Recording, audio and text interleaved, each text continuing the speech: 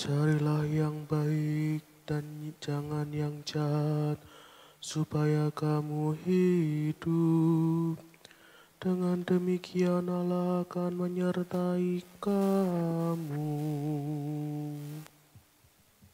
Terpujilah Kristus Tuhan, Raja mulia dan kekal. Tuhan bersamamu. Inilah Injil suci menurut Yohanes.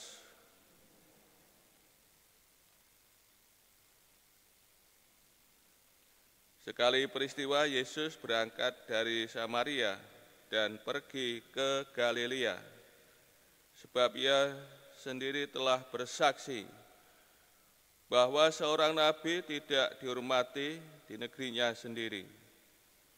Setelah Yesus tiba di Galilea, orang-orang Galilea pun menyambut dia, karena mereka telah melihat segala sesuatu yang dikerjakan Yesus di Yerusalem pada pesta itu, sebab mereka sendiri pun turut ke pesta itu. Maka Yesus kembali lagi ke Kana di Galilea, di mana ia membuat air menjadi anggur. Dan di Kapernaum ada seorang pegawai istana yang anaknya sedang sakit. Ketika pegawai itu mendengar bahwa Yesus telah datang dari dia ke Galilea, pergilah ia kepadanya, lalu minta supaya Yesus datang dan menyembuhkan anaknya, sebab anaknya itu hampir mati. Maka kata Yesus kepadanya, "Jikalau kamu tidak melihat tanda dan mujizat, kamu tidak percaya." Pegawai istana itu berkata kepadanya, "Tuhan, datanglah sebelum anakku mati." Kata Yesus kepadanya, "Pergilah, anakmu hidup." Orang itu percaya akan perkataan yang dikatakan Yesus kepadanya, lalu pergi. Ketika ia masih di tengah jalan, hamba-hambanya telah datang kepadanya dengan kabar bahwa anaknya hidup. Ia bertanya kepada mereka pukul berapa anak itu mulai sembuh. Jawab mereka, "Kemarin siang pukul 1 demamnya hilang." Maka teringatlah ayat itu, bahwa pada saat itulah Yesus berkata kepadanya, "Anakmu hidup." Lalu ia pun percaya, ia dan seluruh keluarganya.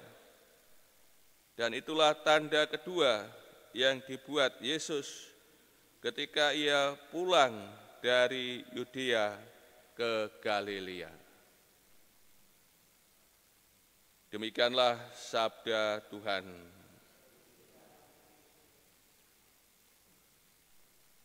Saudara-saudari yang kasih, kita mendengarkan kisah penyembuhan seorang anak laki-laki dari pegawai istana.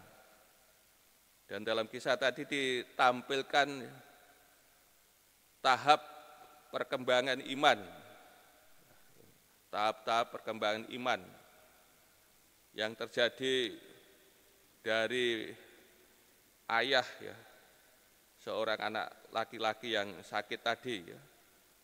Bagaimana imannya kepada Tuhan Yesus berkembang, tumbuh berkembang.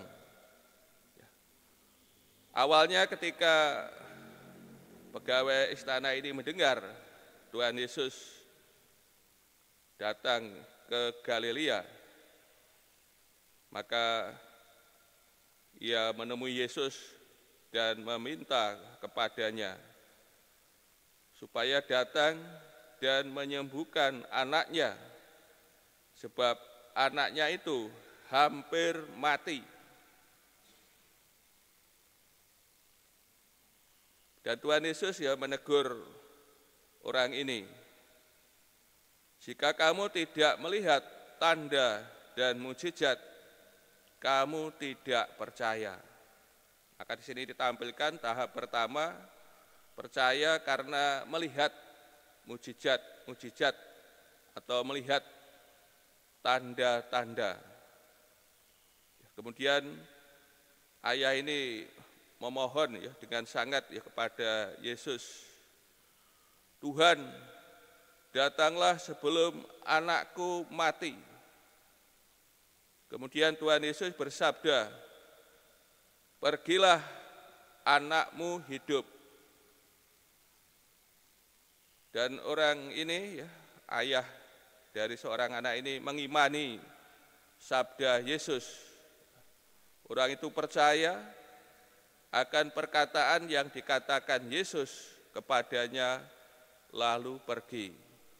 Maka di sini tahap kedua terjadi perkembangan iman ya, yang lebih maju ya, lebih dalam, percaya kepada Tuhan Yesus karena sabdanya, atau percaya kepada Tuhan Yesus karena ya, perkataan Tuhan Yesus. Kemudian tahap selanjutnya ya, ketika ia masih di tengah jalan, hamba-hambanya telah datang kepadanya dengan kabar bahwa anaknya hidup. Ia bertanya kepada mereka, pukul berapa anak itu mulai sembuh? Jawab mereka, kemarin siang pukul 1 demamnya hilang. Maka ayah ini teringat akan sabda Yesus. Tuhan Yesus pada jam itu bersabda, pergilah ya, anakmu hidup. Dan akhirnya ia dan seluruh keluarganya percaya ya kepada Tuhan Yesus. Ini tahap ketiga ya. Percaya secara mutlak dalam arti ya, Kristiani. Yang percaya tidak hanya dirinya, namun akhirnya juga seluruh anggota keluarganya percaya kepada Tuhan Yesus, ya, beriman kepada Tuhan Yesus.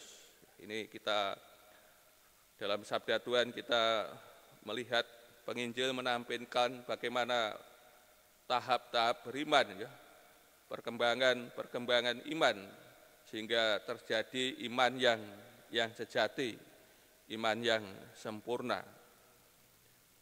Saudara dan kasih, masa Prapaskah menjadi kesempatan yang baik bagi kita ya untuk mengembangkan iman kita ya kepada Tuhan Yesus ya, menumbuhkan iman kita ya kepadanya.